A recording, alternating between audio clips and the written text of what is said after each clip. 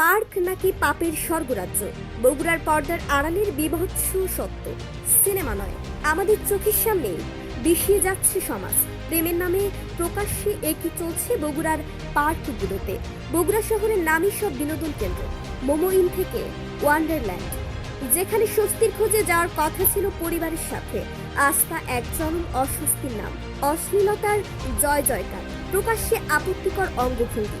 সবচেয়ে ভয়াবহ দৃশ্য, স্কুল ড্রেস পরা ছাত্রছাত্রীরাও আজ এই মোহিনী নেশায় মত্ত। পবিত্র কুরআন বলছে, জেনার কাছেও যেও না।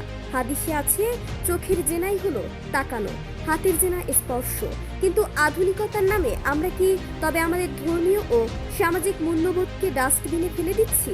ভবিষ্যৎ প্রজন্ম কি তবে ধ্বংসের অতল গহ্বরে? কিন্তু আসল রহস্যটা পার্কের গেটে। আপনি অন্যায়ের ভিডিও করতে চান, প্রতিবাদ করতে চান, সাথে সাথে তেড়ে আসবে পার্কের বেতনভুক্ত নিরাপত্তা কর্মীরা। ক্যামেরা দেখলেই বাধা, মোবাইল দেখলেই হুমকি। কেন এই রাগঢাক? পার্ক কর্তৃপক্ষ কি তবে স্রেফ ব্যবসার লোভে এই অনৈতিকতাকে পাহারা দিচ্ছে? টাকার নেশায় কি তবে বিক্রি হয়ে যাচ্ছে আমাদের নীতি নৈতিকতা? কর্তৃপক্ষের এই রহস্যময় নীরবতাই কি তবে অপরাধীদের সবচেয়ে বড় ঢাল? একটি পরিবারের তিল তিল করে গড়া সম্মান চুরমার হতে স্রেফ একটি ভুলই যথেষ্ট। মা বাবারা আজ সন্তানদের পার্কে পাঠাতে ভয় পান। সুস্থ বিনোদন আজ স্রেফ ডিকশনারির শব্দ।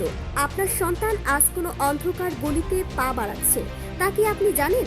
প্রশাসন বলছে তারা সব দেখবে, কিন্তু প্রশ্ন হলো, আর কতদিন?